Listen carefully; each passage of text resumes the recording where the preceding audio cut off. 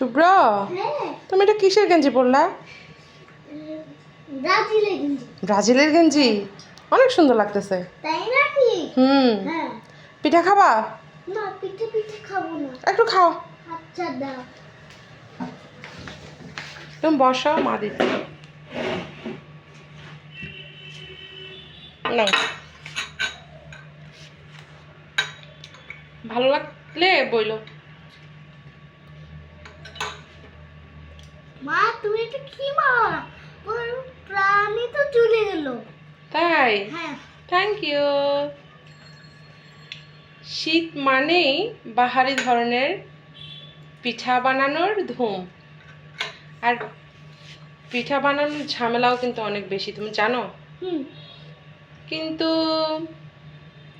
প্রিয় মানুষরা খেয়ে যখন বলে অনেক মজা ছিল, তখন আর কোনো কষ্ট মনে হয় না।